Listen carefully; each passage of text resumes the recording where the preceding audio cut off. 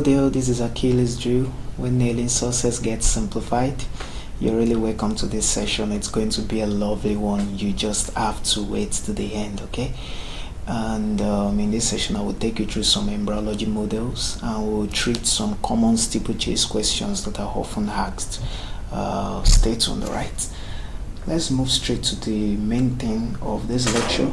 Now, starting with this model. This is a very beautiful model, and a number of questions can be thrown at you on seeing this model. The first could be, what structure is this? And you really have to know what structure it is before you can proceed in knowing other questions that could be asked. Another question could be, how many cells are present in the model above? Or what day is this model formed? So we have to get the name of the structure first. What is this? And this is simply the Moola that is formed in the early development of an embryo.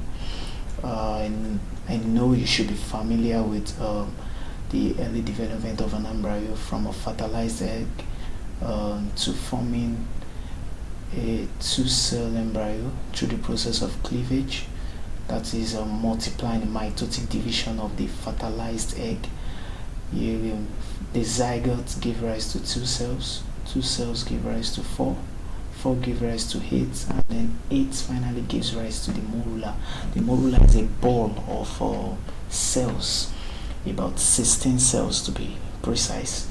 And apart from that, it is formed on the 3rd day of embryology, the 3rd day of development. Alright, and here is a better picture showing it from fertilized egg to 2 cell to 4 cell to 8 cell, and then finally to a morula made up of 16 cells. The morula soon changes to another structure called the blastocyst. The blastocyst is simply a morula with rearranged cells. The cells are rearranged into inner cell mass and an outer cell mass. We'll get there. Alright, let's move to the next model. Now, this model right here, another question could be thrown at you. In fact, a number of questions. The first could be, of course, what's the structure? This structure is simply the blastocyst. The blastocyst that is formed just after the morula. And another question could be, what is this structure? The structure in the inner part, the structure labeled A right here. They could ask you, what is it? Another thing could be, what is this outer structure, the one in yellow or the one labeled B right here? And that is another structure. So we have to get it right. And another important thing that could be asked is, what is the name of this cavity? The cavity separating the 2 cell masses. So we're going to answer all this now. Starting with the name of the structure itself. This structure is the blastocyst. We've established that. Now, what is the name of the part labeled A? The part labeled A is the inner cell mass or the embryoblast. Anyone is cool, okay? If you remember embryoblast, you're good to go. If you remember inner cell mass of the blastocyst, you're good to go. So you have to note that as the part labeled A. The part labeled B is the outer cell mass or the trophoblast. The trophoblast. That's the name of the part labeled B. Let me show you a better picture showing this model correctly. Okay, so now taking a look at this picture, you're seeing here the blastocyst getting ready to be implanted into the endometrium of the uterus, and you're seeing the inner cell mass, also called the embryoblast, and definitely there is also this outer cell mass right here called the trophoblast. The outer cell mass is also called the trophoblast. So, and don't forget, the blastocyst is formed due to rearrangement of the morula into inner cell mass and an outer cell mass. Let's move on.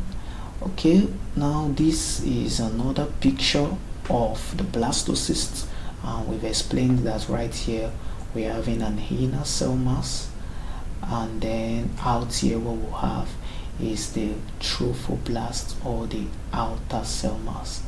And definitely the name of this cavity, the cavity in between, the cavity right here, is called the blastocyst cavity. All right, the cavity right there is called the blastocyst cavity, and you can also call it the blastocele. Any of it is fine, blastocele or the blastocyst cavity, but I like to stick with blastocyst cavity because the name of the structure itself is blastocyst, so it's so much related to blastocyst cavity. All right, let's move on. Now this is another structure.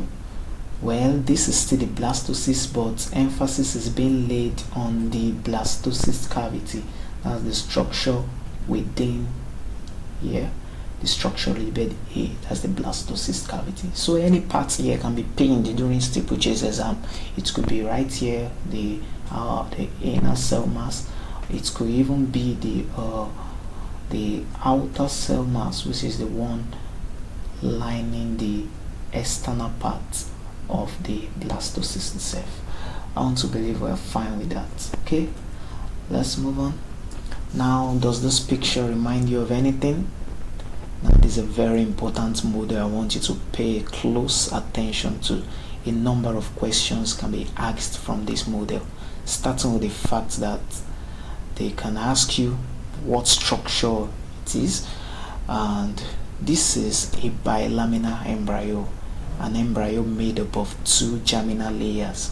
Okay, talking about the epiblast and the hypoblast. Don't worry, I'll walk you through the step-by-step process in knowing this. I think I have a very nice picture explaining this model better. Okay, we see in this picture, you have to understand that the parts labeled, the parts painted blue right here is simply what we're having here as blue too. We're having it as blue right here, and it has a name. As a matter of fact, this structure too, there is a painted green, or that is kind of highlighted or labeled green right there. That structure too has a name, and it is right here. Here it is painted yellow, or it is designated yellow. So each of these structures, they have their own name, and I want you to pay a close look at it, starting with the first one. Now, in steeplechase examination, this structure in the midline can be pinned, or they can label it. They can just attach something to it, and they will ask you, what structure is this? Now, the structure I'm encircling red is the bilaminar embryo itself. Let's go back to that picture. Now, are we seeing this? The bilaminar embryonic disc, or the bilaminar disc. You have to stick with that. It is a composite of the epiblast layer, and the hypoblast layer. So in steeplechase, if that part is painted or if it is labeled and you ask what structure it is simply the bilaminar embryonic disc, or you can just stick with the bilaminar disc. Any of it is fine. All right, now apart from that, they can also ask you what structure this is. Okay, this part labeled blue, it can be labeled, of course right here it is labeled letter B, if I'm right. So they can ask you what structure that is, and that's simply the amniotic sac. Okay, I'm going to label it right here. Are we seeing this sac? Yeah, that sac right there is called the amniotic sac, and it encloses this cavity called the amniotic cavity.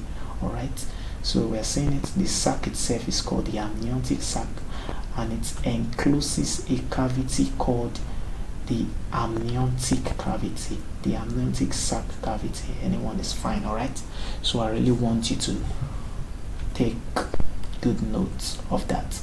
So we've established that what we're having right here is a bilaminar embryo, and then straight here we're having what? We're having the amniotic sac itself, and within, what are we having? We're having this cavity being what?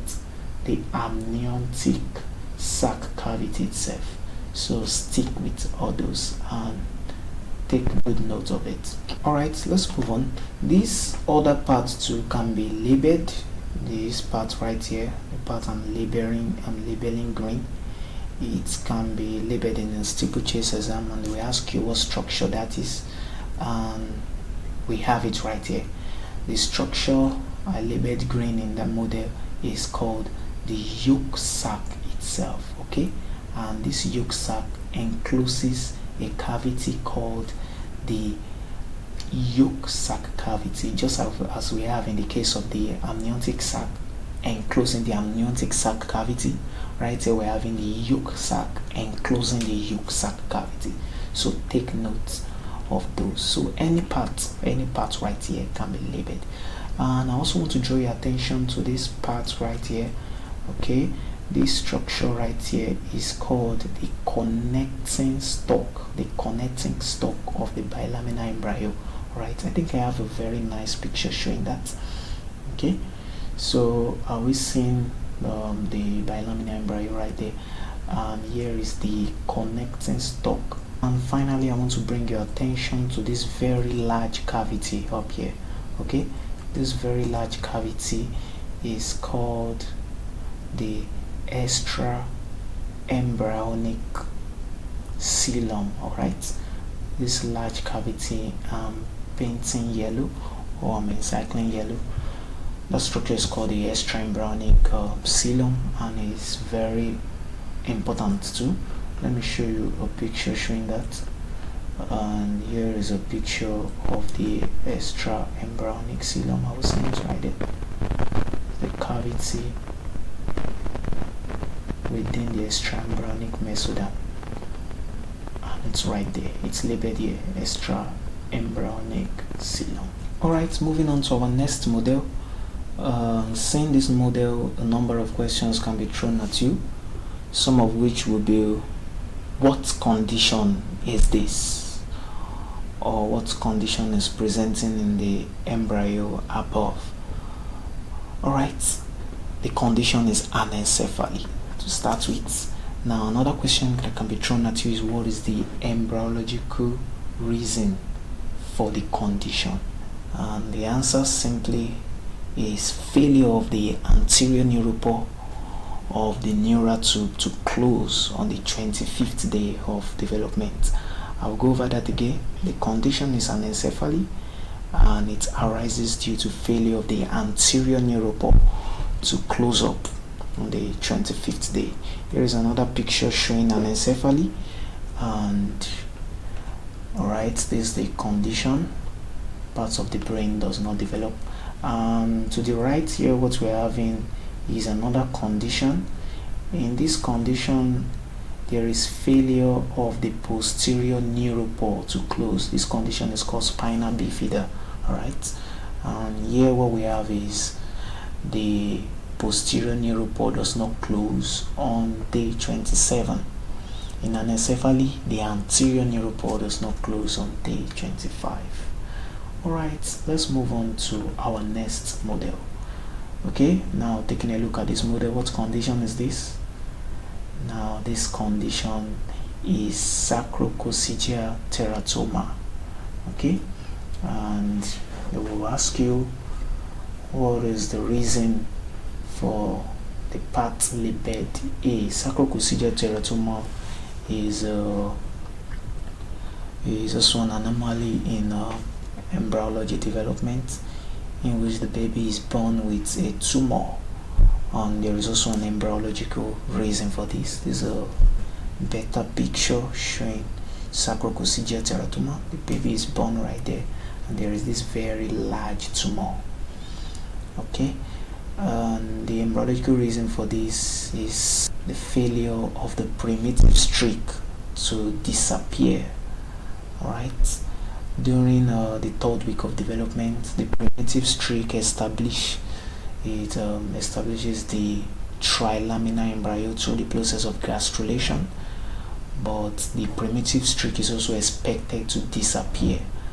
But if it fails to disappear, the condition that will arise will be sacrococcygeal teratoma. Alright, let's move on to our next model. Now taking a look at this, well, sometimes instead of a modeled model, what we have is a printed copy of a condition in steeplechase examination, and you'll be asked what condition it is. Well, this picture is not so well defined, but I have a better one. Alright, what condition is this? or what is the embryological reason for this condition? The condition is anal agenesis or imperforate anus. Okay, so it's a condition in which a baby is born without the anus. There is no hole right there. Okay, and it arises due to failure of the anal membrane to rupture. Normally during the development of the ingot, the anal membrane is meant to rupture, but if it fails to rupture, what we'll have is an imperforate anus or anagenesis. Alright, and we'll move on to the next model. Okay, now the question could be, what condition is this to? Now this condition is duodenal atresia. I think I have a better picture of it. The scene is right there. Atresia is simply a complete occlusion of a structure. Alright, a structure that is meant to have a lumen. If there is a complete occlusion along the lumen, what we have is an atresia. Okay, don't confuse atresia with stenosis. Stenosis simply means narrowing. There is no complete occlusion, it's just a mere narrowing. When in the case of an atresia, you're having a complete occlusion of the lumen. Alright, and the condition above is duodenal atresia. I want you to focus on the left part of the screen. And what is the embryological reason for it? It simply arises due to failure in recanalization of the lumen of the duodenum. Okay, just around the 8th week, recanalization of the entire organs of the abdomen is meant to occur. Normally, most of the organs of the abdomen, they get canalized at the 8th week of development, but sometimes anomalies can set in and there will be error during the recanalization process. And the typical example of this is this duodenal atresia, and it blocks the duodenum. So here are various congenital abnormalities associated with the development of the duodenum. Duodenal stenosis, which is incomplete recanalization of the 3rd and 4th parts of the duodenum. In duodenal atresia, the one in which we are interested in right now, there is complete occlusion of the lumen in the 2nd and 3rd parts. Don't forget, it's also due to error in recanalization. Alright, and these here are the presentation for duodenal atresia: bilous vomiting, and then the double bubble on a ultrasound or an x-ray. Alright, coming to the next condition. Of course, what is this condition? In steeplechase examination, you'll be asked to identify it. This condition is gastroschisis or gastroschisis. Alright, anyone you're convenient with. Alright, and it's a condition that arises due to a linear defect in the anterior abdominal wall. A linear defect or weakness of the anterior abdominal wall. I think I have a better picture of it. This is gastroschisis, and it affects the midgut. There is a linear defect, weakness of the anterior abdominal wall, usually close to the umbilicus. There is a hole right there, and extrusion of the abdominal contents happens. The abdominal contents, intestine, sometimes the liver, they get pushed out of the abdomen. So it's a very important anomaly. So the name is gastroschisis. The embryological reason is a linear defect in the anterior abdominal wall or weakness of the anterior abdominal wall. Now I want to draw your attention to this other condition. Omphalocele is not gastroschisis, although they are similar in a way. They both arise due to linear defect in the anterior abdominal wall, but omphalocele, there is said to be a membrane covering the abdominal contents. The intestine or the liver, whatever structure that gets extruded, It's not just naked right there like that. There is actually a membrane covering it. Okay, and apart from that, omphalocele, sometimes it is said to arise due to failure of the midgut to return into the abdomen during development. Alright, moving on to our next model. You'll be asked to identify the conditions up here. I think I have a better picture of this. Wait a second. Okay, so the condition up here, the one on the left, is recto-urethral fistula. To start with, what is a fistula? A fistula simply means an abnormal connection or an abnormal linkage between two structures. Okay, and what you're having here is an abnormal connection between the rectum and the urethra. Okay, there is an abnormal connection between both. So this is called a recto-urethral fistula. Okay, now coming to the one on the right, this condition up here is recto-vesical fistula. Alright, an abnormal connection between the rectum, of course, and the bladder. Okay, so note that in the first case it was an abnormal connection between the rectum and the urethra, but up here is between the rectum and the bladder. So that's that about that. Okay, and let's move on to our next model. Okay, so a question could be thrown at you to identify various parts on this model. Well, let's just move straight to the point. This is a model showing the primitive heart during the development of the heart. These are the various distinct regions or the primitive parts of the heart.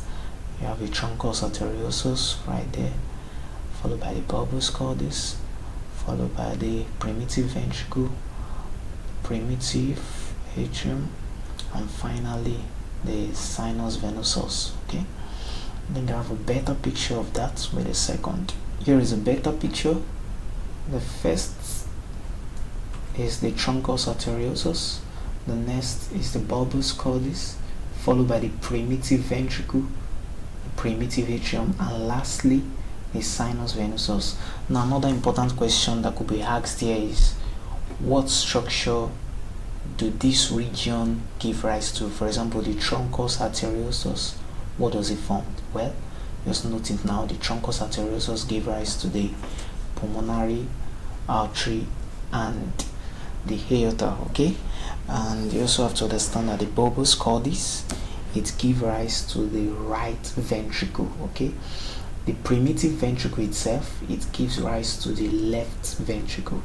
The atrium gives rise to the right and left atrium in the adult heart, and finally the sinus venosus gives rise to the posterior part of the right atrium together with the sinoatrial nodes and the sinus, the coronary sinus rather. Okay, let's move on to our next model now. Okay, I really want to believe you are seeing this clearly, but right here what we're having is the model of the stomach, of course, but there is an anomaly in the stomach. Can you note it? Where is the anomaly?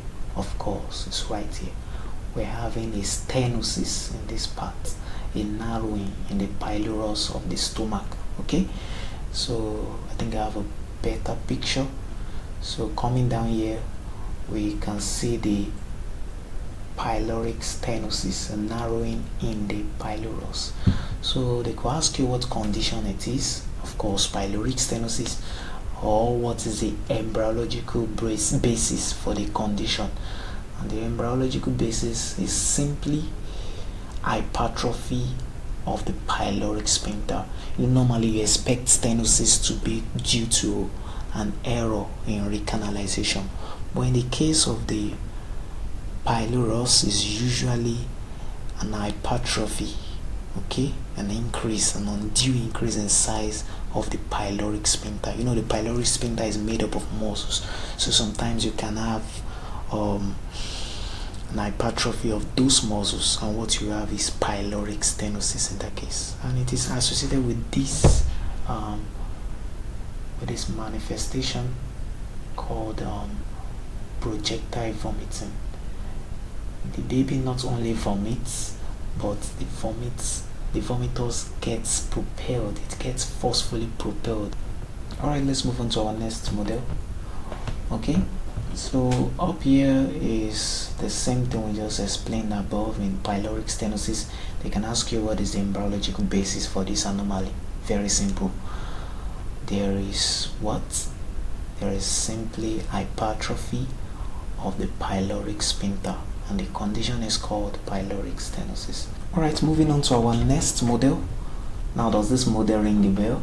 Yeah, it should. Okay, this is a model from the 3rd week of development during gastrulation, the appearance of the primitive streak, and of course the formation of the trilaminar embryo. Okay, so let me show you a better picture of that. Okay, this is the dorsal surface of the embryo, and we are seeing the primitive streak right there. Okay, the entire structure is the primitive streak. This entire structure right there is the primitive streak, but the primitive streak has various parts. The topmost part up here is the primitive node, within which lies the primitive pit. The primitive pit is within the primitive node, and down here what we're having is the primitive groove. All right, what we have is a primitive groove. Okay, I think I have another picture showing this. Okay, now coming here, we're seeing the primitive pit, which is within the primitive node up here, and also the primitive groove is everything else within the primitive streak. Okay, let's go back to the model and let's answer some important questions. What is this part within here? If they ask you, the probe lies within what structure? Okay, the probe lies within the primitive pit. Okay, the probe is inside the primitive pit. Why, if there is a labeling to this part, for example, this part is labeled and you're just labeling this part, the answer will simply be the primitive node. But since there is a probe within it, then that's the primitive pit. And also the same thing is applicable here. The paper here is within the primitive groove, so the answer is this is the primitive groove. Another question that could be thrown at you would be, what is the embryological origin for some structures right here? For example, the structure right here labeled C. What is the embryological origin for it? Okay, well, every cell, the trilaminar embryo, the ectoderm, mesoderm, the endoderm, they all formed from the epiblast. Initially what we had was a bilaminar embryo, just hypoblast and epiblast, but the epiblast soon differentiate into the primitive streak, and the primitive streak give rise to a number of structures: the ectoderm, the endoderm, and even the mesoderm. So any part that is labeled up here, for example the endoderm, which is yellow right there, the most interior, and if it's even the mesoderm, the part painted red. Okay, well, let me take that gradually using a better marker. So starting with the first one, yellow, that's the innermost part. Sometimes it can be labeled. The innermost part is the endoderm, and what's the embryological origin? Epiblast. Or if it's this mesoderm, the red part, I don't know if you are seeing the color properly, but the red part is the mesoderm, and it's also derived from the epiblast. And the outermost part, which is painted deep green up here, is the epiblast, and it is the ectoderm rather, and it's simply the remnant of the epiblast. Okay, and that's that about that. I believe we're fine with that. The first one is the primitive pit. The probe lies within the primitive pit, and up down here The probe lies within the primitive groove, and the various layers, the various germinal layers, are all derivatives of the epiblast. That's actually the end of this lecture. Thank you very much for tuning into my channel. If you find the video helpful, do it to hit the like button and also subscribe. When you subscribe to my channel, you have access to a number of videos designed just for you to nail success. Thank you very much.